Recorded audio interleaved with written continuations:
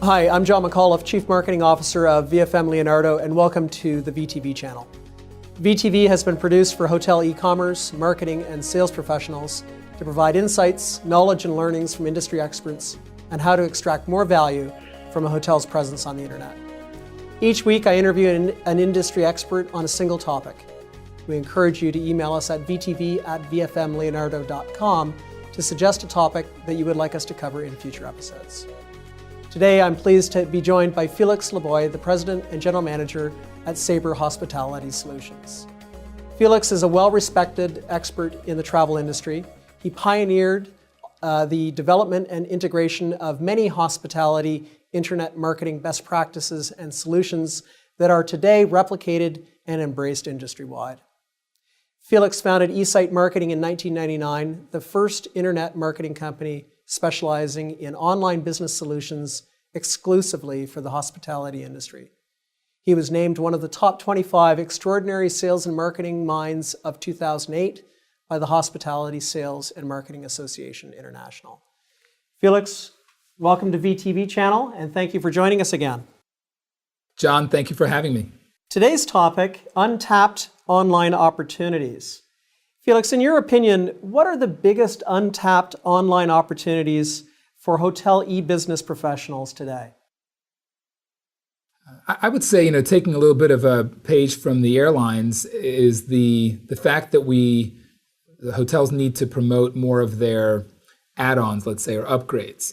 So the airlines do a great job of offering additional, paying for additional legroom or paying for, window seats, first class, business class. And I think hotels could take a little bit of a page from that book and take advantage of the fact that hotels, we have upgrades that we can make to suites, perhaps maybe early check-in, late checkouts, ancillary services such as airport pickups or drop-offs, different things like that might help whether it's a business traveler or leisure traveler, to make their stay a little bit more enjoyable and to generate more revenue for the property. It's interesting. It brings me to some research that I recently saw with Forrester in their technographic study. They had talked about a group or a segment of the population that they refer to as the content-sensitive traveler. And these are the 40% of travel shoppers who will not stay at a hotel where they do not see written or visual content that makes them feel comfortable and confident in their choice.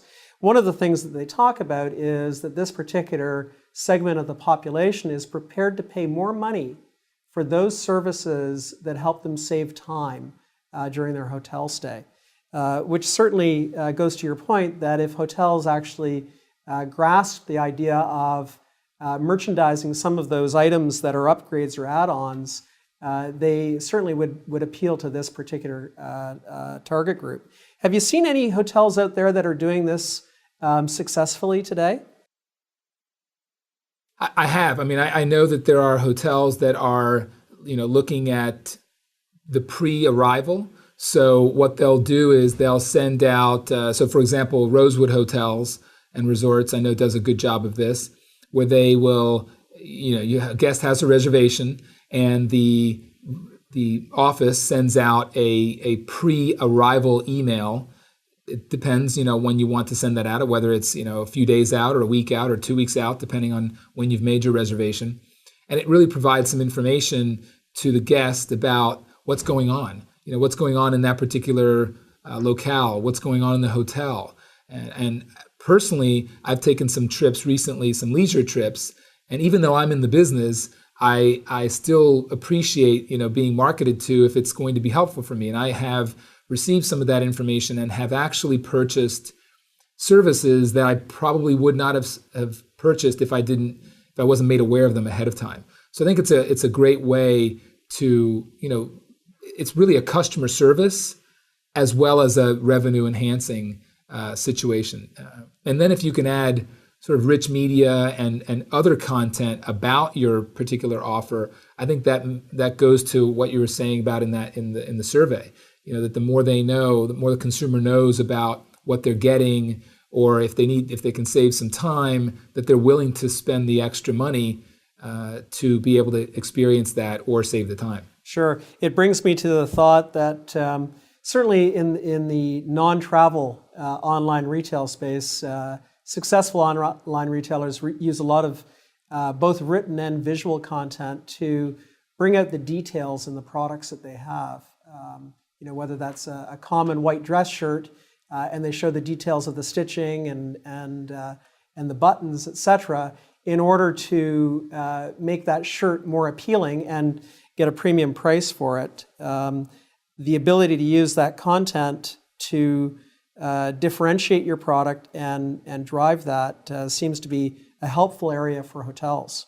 Absolutely, John. And I think, to use that example that you gave, take it a step further, there are many retail online sites that, for example, let's say you're buying an outfit and you go to a retail store, you have the ability to, let's say it has a picture of a young lady, let's say, and then you can put a white blouse on with red pants, or then you can put a blue blouse on with black pants or white pants, and just see how that looks.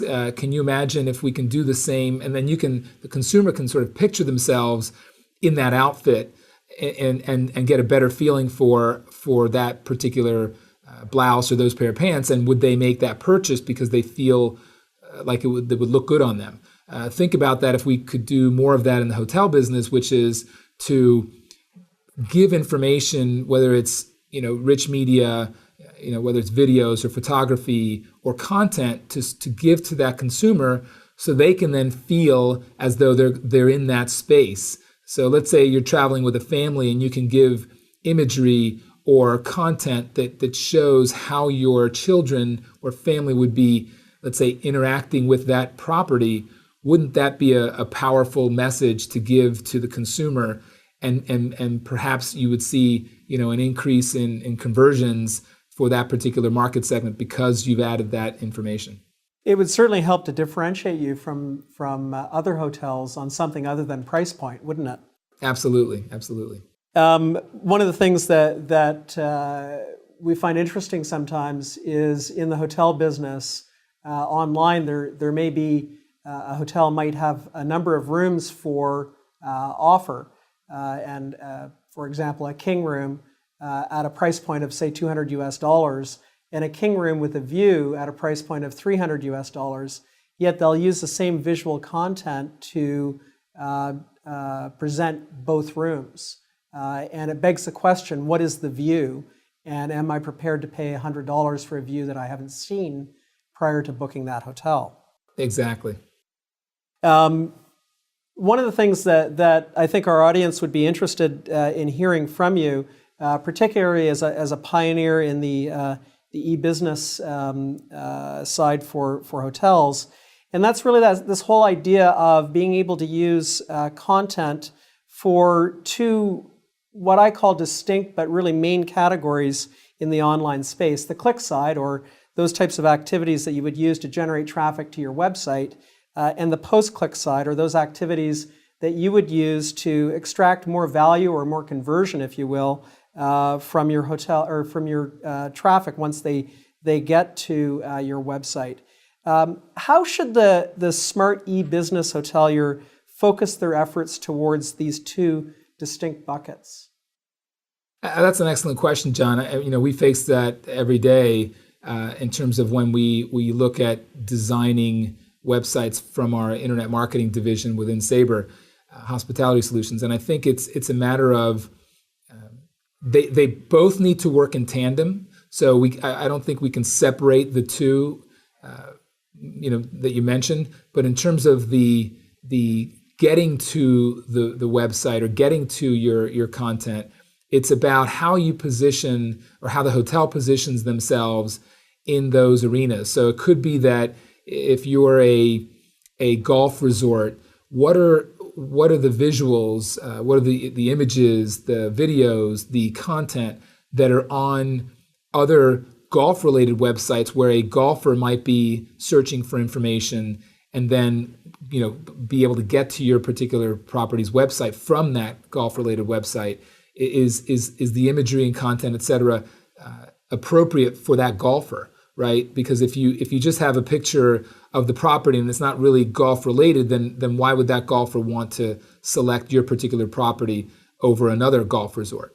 So I think in the sense of making sure that out there on the sort of World Wide Web, you want to make sure that all of your information is market centric. So if you're trying to attract golfers, then it should be golf related. If you're trying to attract the wedding market, it should be wedding related. If you're trying to attract groups or family travelers, whatever the market might be, make sure that content and imagery is such that those consumers can feel good about what they're searching for. On the other side is once you get to the property, excuse me, once you get to the property's website, you want the same seamless flow of information.